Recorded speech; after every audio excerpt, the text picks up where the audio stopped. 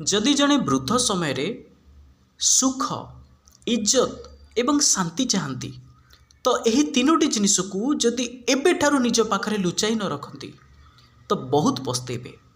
प्रिय दर्शक बंधु टिके ध्यान दी शुणु। वृद्ध समय केबे हेले गोटे दिन रे आसी न थाए, किंतु वृद्ध समय मनीष जो कष्ट पाई थाए ताहा यौवन समय करा जायतिबा छोट छोट भूल रु जन्म नहीं थाए। जो लोक समय थाउ थाउ यही तीनोटी जिनिस निज पाखे रखि न थाए ताहा जीवन रे ना सम्मान थाए, ना सुख थाए, ना निज लोकंकर सहारा। आज सही व्यक्ति जी कि तार यौवन समय समस्ते ताकू इज्जत देउथिले, आज सही व्यक्ति वृद्ध वयस गोटे घरे एक कोण रे चुपचाप बसी रही काहाकू उपदेश जेतेबेले देवाई जाऊँगी से न शुणिला भरी चली जाऊँगी एवं आगकू जहाँ मु कहवाकू जाऊँगी से कौन सी कहानी नुहे बरं जीवन एक एमिति सत्य जहाकू थरे जे निज जीवन रे आपणे नेला एवं ता पाखरे साइतिकी रखिला ता जीवन एक आशीर्वाद बनीजीव। एबे ठारू मन को पूरा शांत करी ए कथा को ध्यान सहकारे शुणु, कारण यही तीनोटी जिनिस को जदि निज पाखरे संभाली रखा जाए ताहले वृद्ध समय रे सम्मान सुख एवं शांति आपणकर पदचुंबन करिवो। प्रिय दर्शक बंधु अधा अधूरा ज्ञान मनीष को बहुत विपद आड़ को टाणी निए। मात्र किछि मिनिट्र वीडियो आपण समय देकी देखंतु। जदि आपणकर समयर मूल्य न रहिला ताले वीडियो को डिसलाइक करिवे एवं मन इच्छा मते कमेंट रे गाली देकी दिबे। ध्यान सहकारे एई चमत्कारी एवं आकर्षणीय कहानी को थरुटे सुनंतु एवं एथिरे थिबा तीनोटी जिनिस को आपण निज पाखरे साइतिकी रखंतु, जहाँकि आपणकर जीवन स्वर्गमय हो जिवो, आपणकर जीवन आशीर्वाद हो जिवो। बहुत वर्ष तलर कथा, एक नगरी, से नगरी रे जे राजा थांती तांकर प्रजा माने बहुत सुखरे थांती एवं चारिआडे खुशहाल परिवेश, समस्तक मन में खुशी थाए, उत्साह थाए, उत्कंठा थाए, आग्रह थाए एवं समस्तंकर पेट खेबे हेले खाली रहु न थाए, समस्ते सुखरे बंची थांती। यार प्रकृत कारण कौन आप जानती प्रिय दर्शक बंधु ना सही राज्यर जी राजा जेतेबेले दिनक जाकर तांकर राजकार्य सरे सेतेबेले राति हेबा मात्रे से निजर पोशाक बदले दियंती एवं बेश धारण करती एक साधारण मनीषर एवं निजर परिचय को लुचेबा पई निजर वेशभूषा बदलैबा सहित निज मुहरे किछि माटी लगे दियंती, जहाद्वारा काहाकू शक हेबनी कि ये राजा बोलिकी एवं से समस्तक घरे जाइकी निजे स्वयं जाइकी बुलंती एवं प्रत्येक सहर रे प्रत्येक नगर रे बुलिकी देखंती प्रकृत रे दुखी लोक किए अछि, जहाद्वारा प्रकृत दुखी लोक को साहाय्य करा जाय परिबो एवं जार दरकार अच्छी से लोक को साहाय्य करा जाय परिबो। राति सारा तांकर दुख देखि आसिला परे तापर दिन सकाळु तापर जेतेबेले सकाळ हुए सेतेबेले प्रकृत दुखी लोकंकर मनोवांछा से पूरण करती एवं यह केवल एक कौशल नुहे आज्ञा, प्रत्येक प्रजा मानक हृदय रे एक भल स्थान पाइबार एक सच्चा एवं प्रकृत रास्ता। जेतेबेले राति हुए एवं सी जेतेबेले निजर परिचय को लुचई के जानती ए कथा केवल राजांकर केतेक खास लोकों को जଣା थाए एवं मुख्य जे मंत्री अछंती तांकू ए कथा जଣା थाए। सबुदिन ये कार्य चले एवं प्रजा माने राजा मानकू बहुत भल पाती, कहीं भल न पाइबे से तांकर प्रत्येक दुख सुख बुझुचंती। एमती गोटे रातिर कथा, जेतेबेले राजा छद्म बेशरे बाहर बुलुथांती सेतेबेले अचानक फुसफुस फुसफुस शब्द शुभिला, कहीं जमी कथा होउचंती। राजा से शब्दर अन्वेषण करिकी जेतेबेले खोजी खोजी आग को गले देखिले चारिजण चोर तांको भितरे कथबार्ता होउचंती, आज कौठी आमे चोरी करिबा। किए कहता है से साहुकार घर को जीवा, एमती जीवा आमे एमती देखिबा तांको घर पाखरे एई जिनस अच्छी एवं कौ उपाय रे आमे तांको घर जिनस को चोरी करिबा तार योजन से थांती। ଏବଂ ସେ 4 ଜଣ ଚୋରଙ୍କ ଭିତରୁ ଗୋଟେ ଚୋର କହିଲା, ଏଇ ତୁମେ ଯାହା କହୁଛ ପୁରା ସାବଧାନ ସହକାରେ କୁହ, କାରଣ ମୁଁ ବିଶେଷ ସୂତ୍ରରୁ ଖବର ପାଇଛି ରାଜା ନିଜେ ଛଦ୍ମବେଶ ଧରି ବୁଲୁଛନ୍ତି, କାଳେ ସିଏ ଆମ କଥା ଶୁଣିନେବେ, ତାହେଲେ ଆମ ଅବସ୍ଥା କ'ଣ ହେବ? ସେଇ ଗୋଟେ ଚୋରର କଥାରେ 3 ଜଣ ଚୋର ହସିଲା। ଆରେ ଛାଡ଼ ମୋ ସେ କଥା, ରାଜା ଏବେ ପଲଙ୍କ ଉପରେ ସୁଖ ନିଦ୍ରା ଯାଉଥିବେ, ସିଏ କାହିଁକି ଆସିକି ବୁଲିବେ? ଏ କଥାକୁ ଅବହେଳା କରି ସେ ନିଜ ନିଜ କଥାରେ ଆଗେଇ ଚାଲିଲେ, ତାଙ୍କର ଯୋଜନା ପ୍ରସ୍ତୁତିରେ ଲାଗିଗଲେ। ଯେତେବେଳେ ରାଜା ସେଠି ଯାଇ ପହଞ୍ଚିଲେ କିଛି ଆବାଜ କଲେ। ଏଇ ଆବାଜ ଶୁଣି 4 ଜଣ ଚୋର ହଠାତ୍ ପୁରା ଭୟଭୀତ ହୋଇଗଲେ ଏବଂ ଯେତେବେଳେ ବୁଲିକି ଦେଖିଲେ ଇଏ ଏକ ସାଧାରଣ ଲୋକ। ପଚାରିଲେ, କ'ଣ ପାଇଁ ତୁ ଆସିଛୁ, ତୋର କାମ କ'ଣ, ଏଠି କାହିଁକି ଆସୁଛୁ? ନା ଭାଇ, ଆପଣ ଯେଉଁ କାର୍ଯ୍ୟ କରୁଛନ୍ତି ମୋତେ ଟିକେ ସେଥିରେ ସାମିଲ କରାନ୍ତୁ। 4 ଜଣ କହିଲେ, ଆମେ ଯେଉଁ କାର୍ଯ୍ୟ କରୁଛୁ ତୁ ସାମିଲ ହେବୁ, ତୁ କ'ଣ ପାରିବୁ ସେ କାମ? ରାଜା କହିଲେ, ମୁଁ ପାରିବିନି, ମୁଁ ବହୁତ ବଡ଼ ବଡ଼ କାମ କରିଛି। 4 ଜଣ ଆସିଲା, ହଁ ବଡ଼ ବଡ଼ କାମ କ'ଣ କରୁଛୁ? ଆଚ୍ଛା କହିଲୁ ଟିକେ, କ'ଣ ବଡ଼ ବଡ଼ କାମ କରୁଛୁ? ରାଜା ଯିଏକି ଛଦ୍ମବେଶ ଧରିକି ଥିଲେ ସେ କହିଲେ, ଆଚ୍ଛା ମୁଁ ଯେତେବେଳେ କାର୍ଯ୍ୟ କରିବି ସେତେବେଳେ ଆପଣମାନେ ଦେଖିବେନି। ତାପରେ ସେ 4 ଜଣ ନିଜ ନିଜ ଭିତରେ କିଛି କଥା ହେଲେ, କଥା ହେଇକି ରାଜାଙ୍କୁ କହିଲେ, ଆଚ୍ଛା ହଉ ଠିକ୍ ଅଛି, କିନ୍ତୁ ପ୍ରଥମେ ଆମ ସହିତ ଆମେ କେମିତି କାମ କରୁଛୁ ଆମଠାରୁ ଶିଖିବୁ, ଆମ ପଛରେ ରହିବୁ। ରାଜା କହିଲେ, ଆଜ୍ଞା ଠିକ୍ ଅଛି, ମୁଁ ଆପଣଙ୍କ ପଛରେ ରହିବି।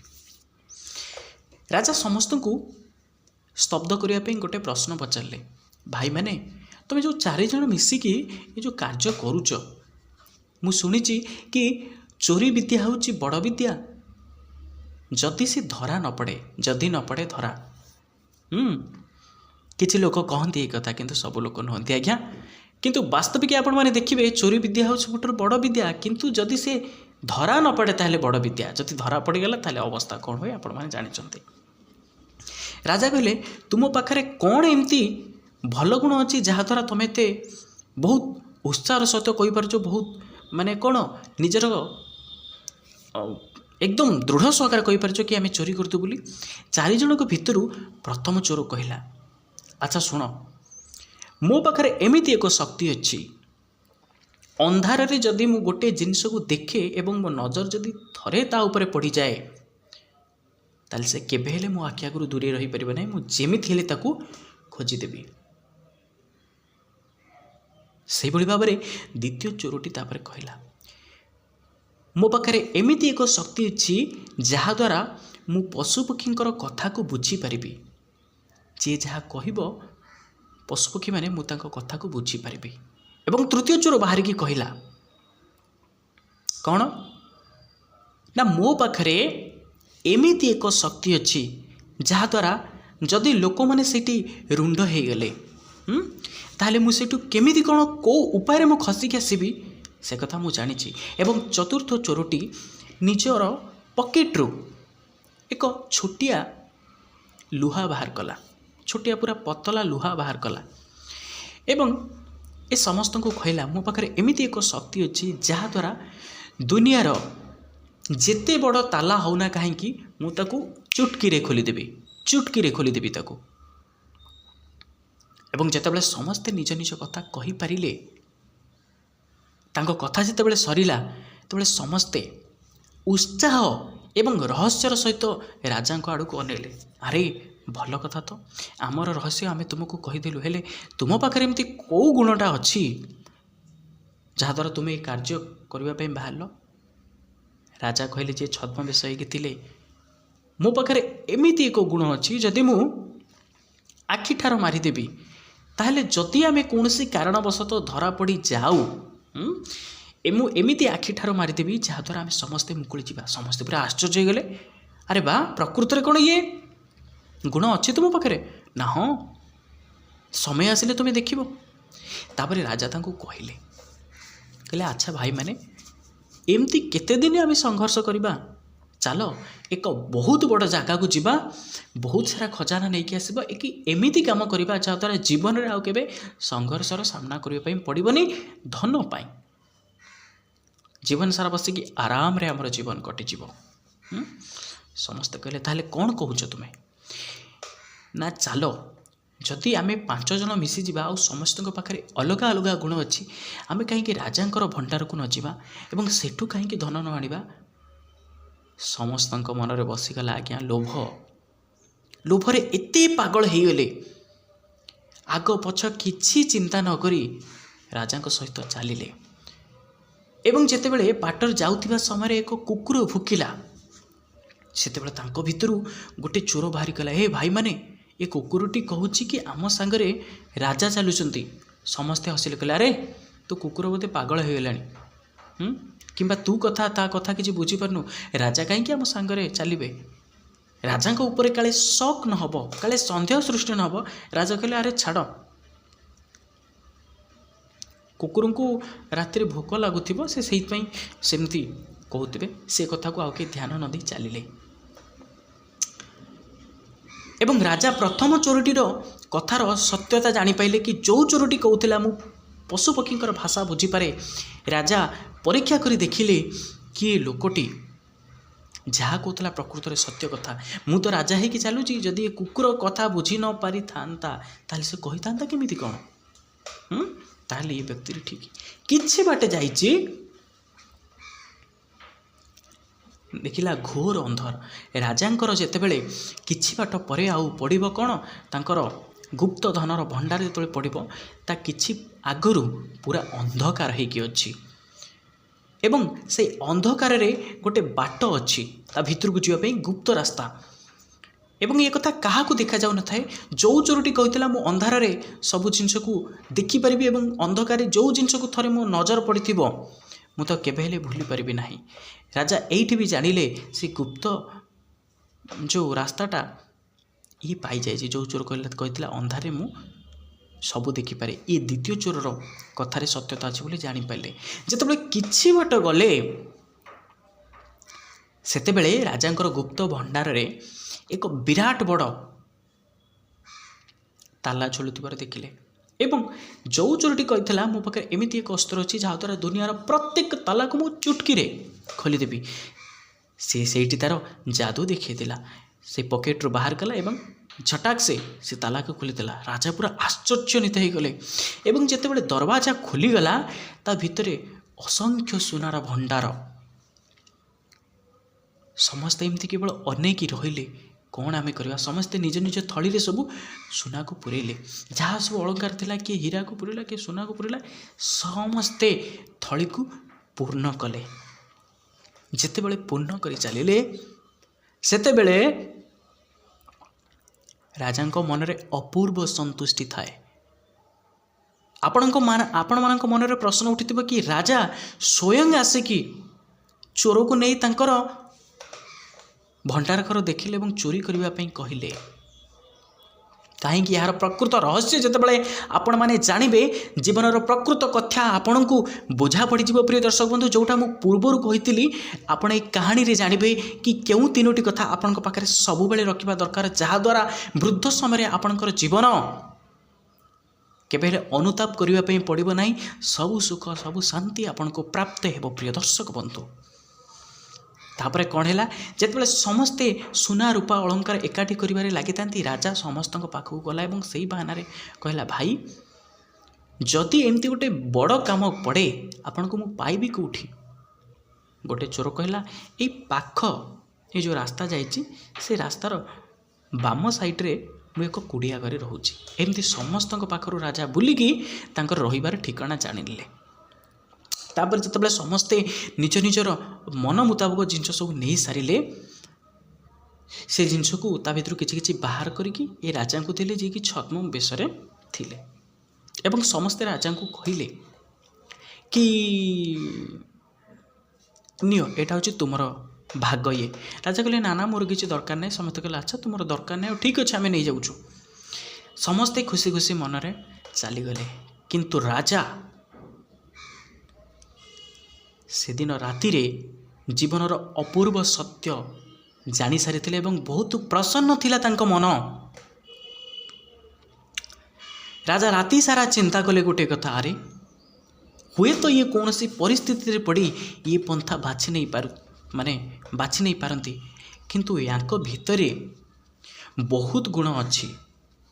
ଏବଂ ଯଦି ମଣିଷ ଆଉ ଜଣଙ୍କର ଦୋଷକୁ କେବଳ ଦେଖିବ ତାହେଲେ ଦୁନିଆଟା ପୁରା ତାକୁ ଦୋଷମୟ ଲାଗିବ। ସମସ୍ତଙ୍କ ପାଖରେ ସେ ଦୋଷ ଯଦି ଦେଖିବ ଏବଂ ଯଦି ସେ ଆଉ ଜଣଙ୍କ ପାଖରେ ଥିବା ଗୁଣକୁ ଦେଖିବ ତାହାଦ୍ୱାରା ଦୁନିଆ ପରିବର୍ତ୍ତନ ହୋଇଯିବ। ରାଜା ଚିନ୍ତା କଲେ ଠିକ୍ ଅଛି, ସେ ପରିସ୍ଥିତିରେ ପଡ଼ି ଏମିତି କାର୍ଯ୍ୟ କରୁଥାଇ ପାରନ୍ତି, କିନ୍ତୁ ତାଙ୍କୁ ଯଦି ମୋ ରାଜକାର୍ଯ୍ୟରେ ସାମିଲ କରେଇବି ତାଙ୍କ ଜୀବନକୁ ମୁଁ ସମ୍ପୂର୍ଣ୍ଣ ରୂପେ ପରିବର୍ତ୍ତନ କରିଦେବି।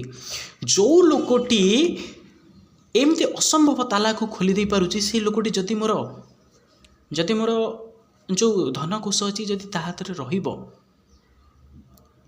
ଏବଂ ଯଦି କୌଣସି କାହା ସହିତ ମୋର ବିଦ୍ରୋହ ହେଇଗଲା ତାହେଲେ ତାର ଗୁପ୍ତ ରହସ୍ୟକୁ ସେ ଜାଣିପାରିବ। ଆଉ ଯିଏ ଅନ୍ଧାରରେ ସବୁକିଛି ଜାଣିପାରୁଛି ସେ ଯଦି ମୋ ସେନାପତି ହିସାବରେ ରହିବ ତାହେଲେ କେତେ ଭଲ ହେବ।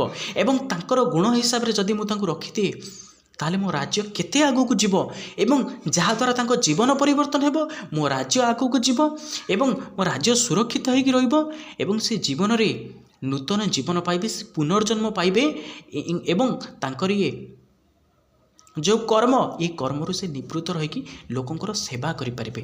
ଏହି କଥା ଚିନ୍ତା କରିସାରି ରାଜା ଶାନ୍ତିରେ ପୁରା ଶୋଇଲେ। ଯେତେବେଳେ ରାତି ପାଇ ସକାଳ ହେଲା ପୁରା ରାଜ୍ୟରେ ଚହଳ ପଡ଼ିଗଲା କି ରାଜାଙ୍କର ଗୁପ୍ତ ଧନରୁ ବହୁତ ଧନ ଚୋରି ହୋଇଯାଇଛି। ଯେତେବେଳେ ରାଜସଭା ବସିଲା ସମସ୍ତେ ବିଭିନ୍ନ ପ୍ରକାର କଥା କହିଲେ। କିଏ କହିଲା ସେଇ ରାଜାଙ୍କ ପରିବାରରୁ କିଏ ଚୋରି କରି ନେଇଛି, କିଏ କହିଲା ସେ ମନ୍ତ୍ରୀ ନେଇଛନ୍ତି, କିଏ ଦୁନିଆ ପ୍ରକାର କଥା ସବୁ କହିଲେ, କିନ୍ତୁ ରାଜାଙ୍କ ମୁହଁରେ ଥାଏ ଅପୂର୍ବ ହସ ଏବଂ ଅପୂର୍ବ ରହସ୍ୟର ହସ। ରାଜା ସମସ୍ତଙ୍କୁ ହାତ ଟେକିଦେଲେ, ରୁହ, ଯିଏ ଚୋରି କରିଛନ୍ତି 4 ଜଣ ଲୋକ ୟାକୁ ଚୋରି କରିଛନ୍ତି ଏବଂ ଯେଉଁ 4 ଜଣ ଲୋକ ୟାକୁ ଚୋରି କରିଛନ୍ତି ସେ 4 ଜଣ ଲୋକଙ୍କର ଠିକଣା ମୁଁ କହୁଛି, ଯାଅ ତାଙ୍କୁ ନେଇ ଆସିବ ଏଠିକି। ସେ 4 ଜଣଙ୍କୁ ସମସ୍ତଙ୍କୁ ଯାଇକି ନେଇ ଆସିଲେ ଏବଂ ତାଙ୍କ ଭିତରୁ ଯେତେବେଳେ 4 ଜଣ ଲୋକ ଉପସ୍ଥିତ ହୋଇଗଲେ ରାଜଦରବାରରେ, ଏ 4 ଜଣଙ୍କ ମଧ୍ୟରୁ ଯେଉଁ ଲୋକଟି ରାତିରେ ସବୁ କିଛି ଜାଣିପାରୁଥିଲା ସେ ହଠାତ୍ ରାଜାଙ୍କୁ ଦେଖିଲା ଏବଂ ଜାଣିପାରିଲା, ଆରେ ଏ ତ ସେଇ ଲୋକ ଯିଏ କାଲି ଆମ ରାତିରେ ଥିଲା, ଆମ ରାତିରେ ଆମ ସାଙ୍ଗରେ ଥିଲା। 3 ଜଣ ସାଙ୍ଗ ବିଶ୍ୱାସ କଲେ ନାହିଁ, କହିଲେ ନା ତୁ ମିଛ କଥା କହୁଛୁ। ରାଜା କାହିଁକି କିଏ ଆମକୁ ନେଇକି ଯିବ ତାଙ୍କରି ଧନକୁ ଚୋରି କରିବା ପାଇଁ? କିନ୍ତୁ ଏ ଲୋକ ଯିଏ କହୁଥିଲା ଅନ୍ଧାରରେ ମୁଁ ସବୁ କିଛି ଦେଖିପାରେ ବୋଲି, ଏ ଦୃଢ଼ତାର ସହିତ ନିଜର କଥାକୁ ସେ ରଖିଲା। ନା, ମୁଁ ରାତିରେ ଯାହାକୁ ଥରେ ଦେଖିଥାଏ ତାକୁ ଜାଣିପାରିଥାଏ, ଇଏ ସେଇ କି ଏ ସେଇ କଥା କହିବାର ଠାଣି ଇଏ ହେଉଛନ୍ତି ରାଜା। ତାପରେ ଯେତେବେଳେ ସମସ୍ତେ ତାଙ୍କୁ ମାରିବା ପାଇଁ ଧମକେଇବା ପାଇଁ ଉଠିଲେ, ଏବେ 4 ଜଣ ଯେତେବେଳେ ଚିନ୍ତା କଲେ ଆମର ଏବେ ବଞ୍ଚିବା ଆଉ ଅସମ୍ଭବ, ସେତେବେଳେ ରାଜା ଆଖିଠାର ମାରିଦେଲେ ଏବଂ ଇସାରାରେ ମନ୍ତ୍ରୀଙ୍କୁ କହିଲେ ଛାଡ଼ିଦିଅ ଆମକୁ। ଏବଂ ଯେତେବେଳେ ସମସ୍ତେ ଛାଡ଼ିଦେଲେ ସେ 4 ଜଣ ଚୋରଙ୍କୁ, ସେତେବେଳେ ରାଜା କହିଲେ, କ'ଣ ମୋର ସାଙ୍ଗ ଦେଖିଲ, ମୁଁ କହିଥିଲି ନା କାଲି ଯଦି ମୁଁ ଇସାରାଟିଏ ଦେବି ତାହେଲେ ଯଦି ସେଇଭଳି ଜାଗାରେ ଆପଣ ଥାନ୍ତି, ଫସିକି ଥାନ୍ତି, ତାହେଲେ ଆପଣ ମୁକୁଳି ଯିବେ। ସମସ୍ତେ ପୁରା ଆଶ୍ଚର୍ଯ୍ୟଚକିତ ହୋଇ ରହିଲେ ଏବଂ ରାଜା ସମସ୍ତଙ୍କୁ କହିଲେ, ମୁଁ ଡାକିନଥିଲି ତାଙ୍କୁ ଏଠି ଦଣ୍ଡ ଦେବା ପାଇଁ, ମୁଁ ଡାକିଥିଲି ମୋ ରାଜକାର୍ଯ୍ୟରେ ତାଙ୍କୁ ସାମିଲ କରାଇବା ପାଇଁ।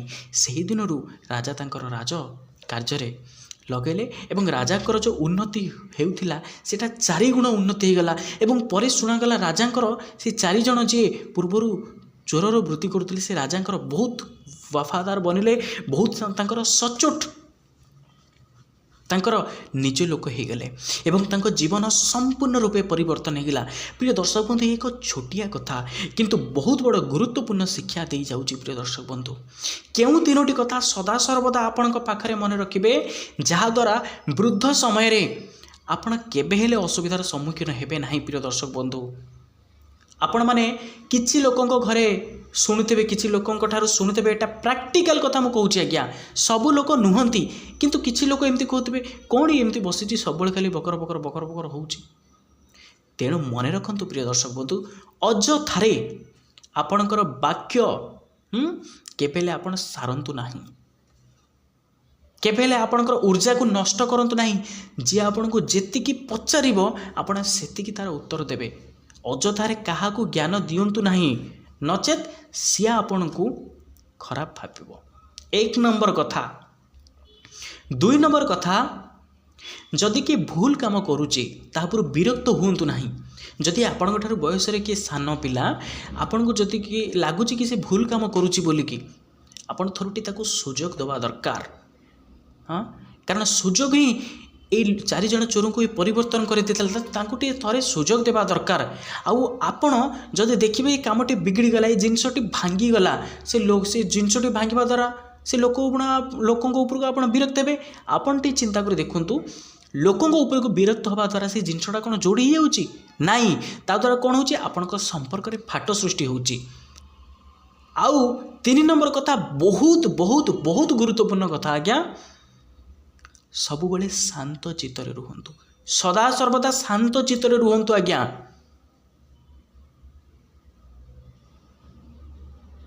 कारण क्रोध हेउची मनुष्यर सबुठारु बड़ शत्रु। जदि आपण को बिना दोष रे कहीं किछि कहउचंती आपण को घर लोके भी आपण चुप हेकि रहि जांतु।